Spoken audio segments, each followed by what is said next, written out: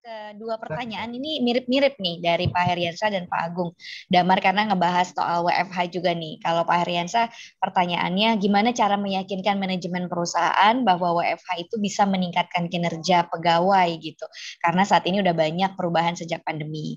Kemudian pertanyaan dari Pak Agung juga senada nih, proses tertentu tidak bisa dilakukan ini kayak kalau udah yakin WFH itu dikasih izin sama manajemen perusahaannya, kemudian ada proses tertentu nih ternyata yang tidak bisa dilakukan pada saat WFH atau remote working gitu.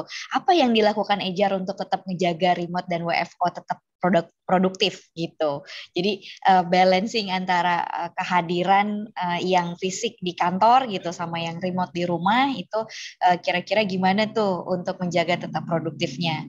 Silakan Pak Isdar. Ya, baik. Makasih banyak pertanyaannya ya pada Bapak-Bapak ya. Pak Agung sama Pak siapa ya tadi ya? Pak Heriansyah. Pak Heriansyah dan Pak Agung ya. Terima kasih Pak pertanyaannya. Jadi satu, gimana caranya kita bisa dapat buy-in atau menunjukkan bahwa flexibility itu nggak impacting our productivity. Iya, banyak cara kita ngelihat matrix productivity ya teman-teman. Dan itu pasti kalau teman-teman tanya finance gitu, mungkin tanya project management office misalnya kalau mereka punya datanya, atau transformation office kalau mereka punya datanya, mereka bisa nunjukkan apakah kita produktif atau enggak nih selama masa pandemi ini tahun 2020 ini. Gimana cara ngelihatnya Pak? Ya gampang, revenue per employee itu yang paling general yang bisa diambil gitu. Yang kedua, productivity per employee. Productivity-nya apa Pak? Ya terserah. Kalau misalnya yang di financial services industry bisa asset under management, bisa yang lain-lainnya gitu ya. Tapi kita harus bisa menunjukkan bahwa nggak impacting kok kalau kita kerja dari rumah gitu. Di case tadi saya yang saya ceritain di Manulife, itu yang saya tunjukkan adalah productivity para auditor. Gitu. Mereka nggak ada yang meleset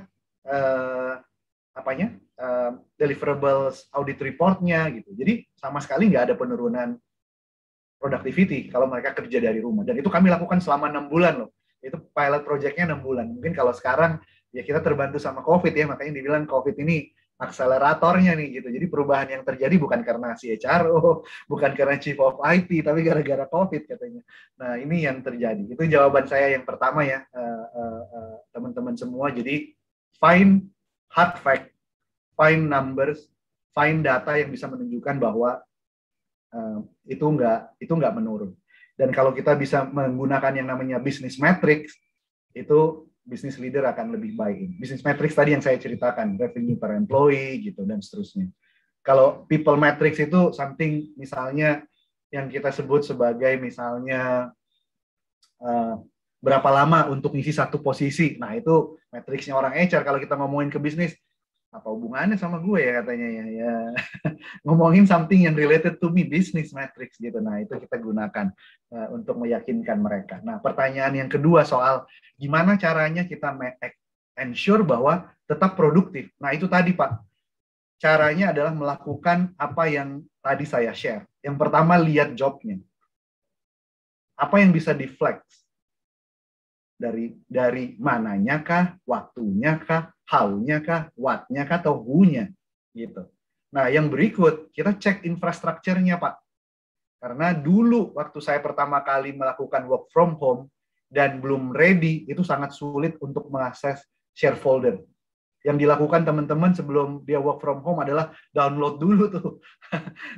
Banyak banget yang di-download ke personal foldernya dia atau ke laptopnya ya, sehingga laptopnya cepat banget penuh.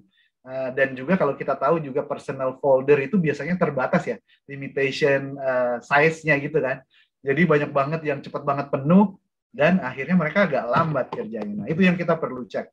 Jadi sekali lagi teman-teman lakukan step-nya dengan benar, lihat dulu work-nya, lihat sentimen dari leader, lihat sentimen dari employee-nya, kemudian kita benar-benar lihat job dimension, persona, boundaries, baru kemudian kita melakukan yang namanya policies-nya seperti apa, infrastrukturnya seperti apa, people, personasnya seperti apa. Banyak company yang bilang, atau teman-teman HR yang bilang, oke, saya mesti yakinkan semuanya dulu, ready, baru saya mau kick off. Ya bisa begitu, tapi mungkin akan takes time, setahun setengah belum selesai. Atau misalnya teman-teman bisa meleverage misalnya bantuan dari third party gitu, pihak ketiga untuk membantu teman-teman gitu menyiapkan, lalu juga meyakinkan sekalian your business leaders atau chief executive officer. Mungkin itu Mbak yang bisa saya share.